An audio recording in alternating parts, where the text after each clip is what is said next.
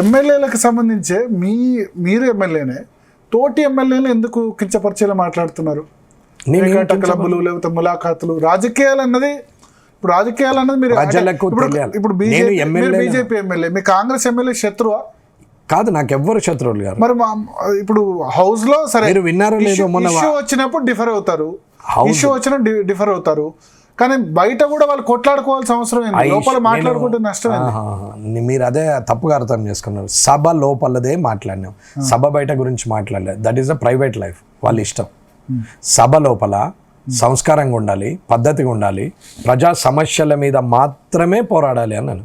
పర్సనల్గా పోరాడడం మీద మీకు నేను నచ్చ, నాకు మీ గురించి పర్సనల్ నేను ఎందుకు మాట్లాడాలి? అసలు పర్సనల్ ఎందుకు తీస్తారు? పర్సనల్ లైఫ్ని ఎందుకు తీసుకుంటున్నారు? అక్కడనే కలుస్తున్నారు అన్నారు మీరు, అంతే కదా? కలుస్తున్నారు. కెమెరాలు నడిచినంత సేపు తిట్టుకుంటారు, కెమెరాలు ఆఫ్ కాగానే యాక్టర్స్ అయిపోయారు. లైట్ కెమెరా యాక్షన్ అంతే కదా. బెల్ కాగానే స్టార్ట్, అధ్యక్ష అనగానే అంత అలర్ట్, షార్ట్ రెడీ అన్నట్టు. అధ్యక్ష అనగానే అలర్ట్ అయిపోతారు. అది వాయిదా పడి. సరే, మేమందరూ చూసేది కూడా కెమెరా లోపల, మీరు ఇన్సైడ్ హౌస్ ఉన్నారు కాబట్టి సరే, మేము గ్యాలరీ నుంచి అంటే జర్నలిస్ట్ చూడగలం, బట్ రాష్ట్ర ప్రజలంతా చూడలేరు.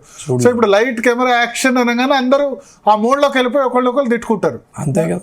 తిట్టుకోవడం కూడా ఏది ప్రజా సమస్యల మీద కాదు, దుమ్మెత్తిపోయాలి ఎదుటోళ్ళ మీద కాబట్టి దుమ్మెత్తిపోస్తారు అంతే.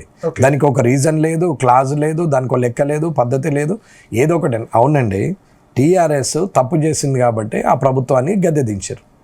ఈ ప్రభుత్వము చేయగలుగుతుందనే నమ్మకం మీద ఎక్కించారు.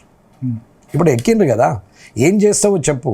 నేను ఎప్పుడు కూడా శబరిమల ఇది చేశాడు, గోవర్ధన్ అది చేశాడు అని ఎప్పుడో మాట్లాడాల. 5.5 సంవత్సరాలుగా 6 సంవత్సరాలుగా మీరు ఏ వీడియోనైనా తీసుకోండి, అది ఫేస్బుక్లో కూడా. తప్పు చేస్తే ఆధారాలు చూపెట్టి ఈయన తప్పు చేసిండు అని చెప్పినా తప్ప అనవసరమైన ఆరోపణలు చేయలేదు.